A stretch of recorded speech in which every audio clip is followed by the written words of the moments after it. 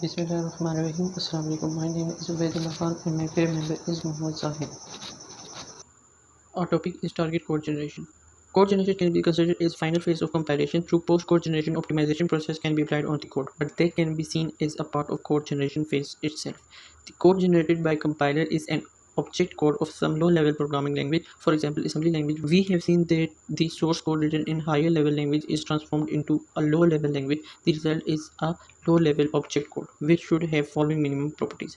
It should carry exact meaning of source code. It should be efficient in terms of CPU usage and memory management. We will now see how the intermediate code is transformed into target object code, or assembly code in this case. Directed acyclic graph. Directed acyclic graph is a tool that depicts the structure of basic blocks, helps to see flow of values following among the basic blocks, and offers optimization too. Directed acyclic graph provide easy transformation on basic blocks. Directed acyclic graph can be understood here. Leaf nodes represent identifier name or constants. Interior nodes represent operators. Interior nodes also represent the result of expressions or the identifier or name.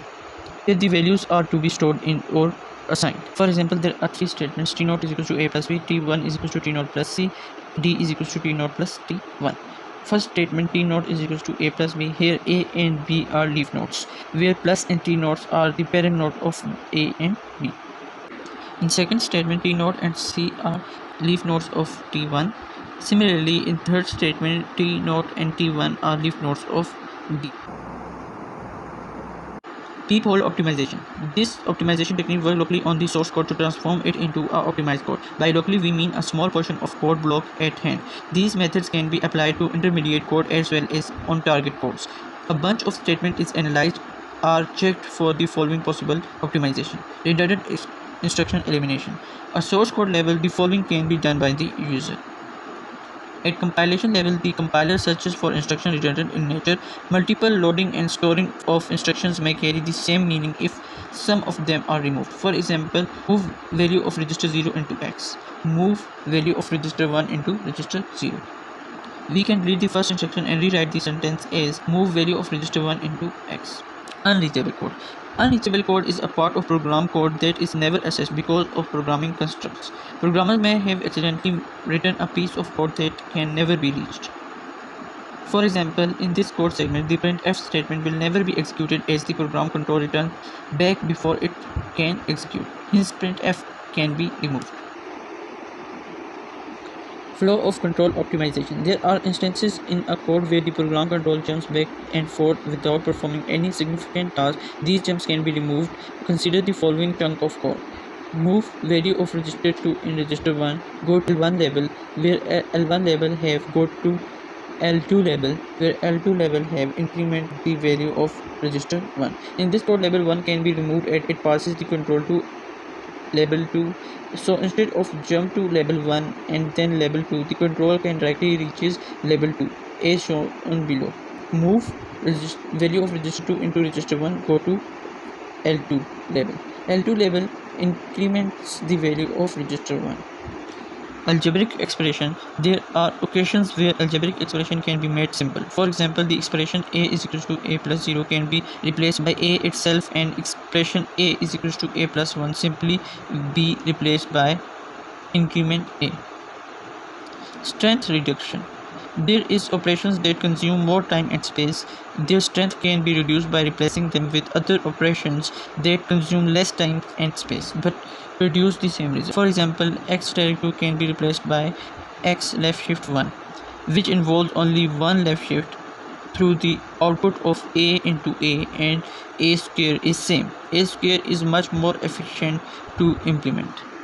Assuming machine instruction, the target machine can deploy more sophisticated instructions which can have the capacity to perform specific operations much efficiently. If the target code can accommodate those instructions directly, that will not only improve the quality of code but also yield more efficient results. Target code generator. A code generator is expected to have an understanding of target machine's runtime environment and its instruction set. The code generator should take the following things into consideration to generate the code. Target language. The code generator has to be aware of the nature of the target language for which the code is to be transformed.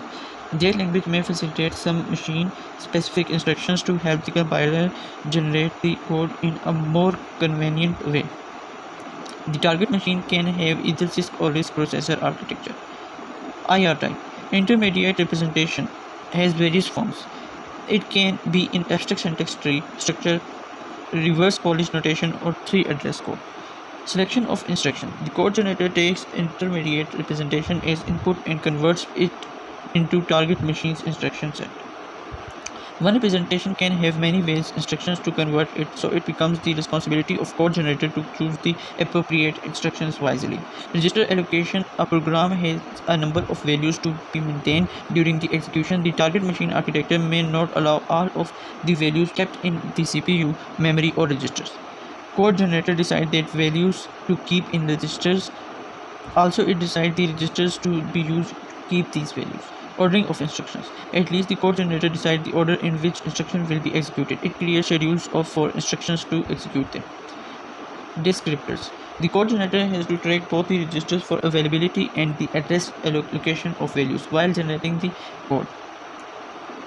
Descriptors. The code generator has to track both the registers for availability and addresses for location of values while generating the code. For both of them, the following two descriptors are used: register descriptor, address descriptor. Register descriptor is used to inform the code generator about availability of registers. Register descriptor keeps track of values stored in each register.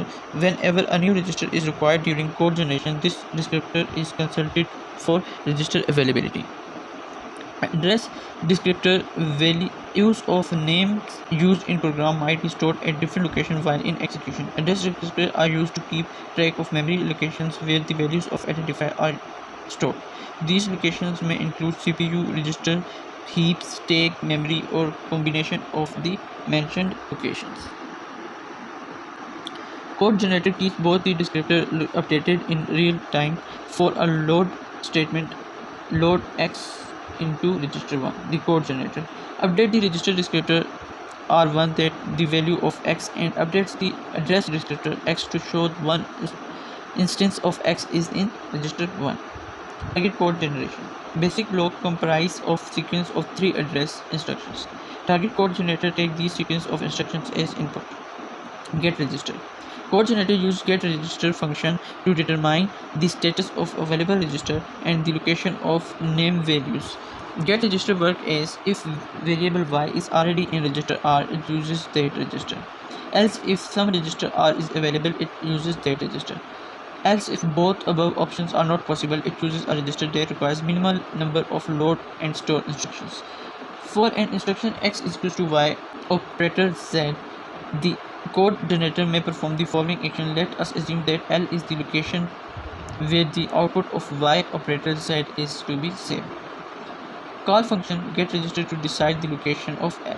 Determine the present location of y by consulting the address descriptor of y. If y is not presently in register L, then generate the following instruction to copy the value of y to L. Move value of L into y prime, where y prime represents copied value of y. Determine the present location of z using the same method used in 2 steps for y and generate the following instruction. L prime copies the value of z. Now L contains the value of y operator z that's intended to assign to x. So if the L is a register, update the descriptor to indicate that it contains the value of x. Update the descriptor of x indicates that it stores a location L. If y and z are no further used, they can be given back to the system. Other code constructs like loops and conditional statements are transformed into assembly language in general assembly way.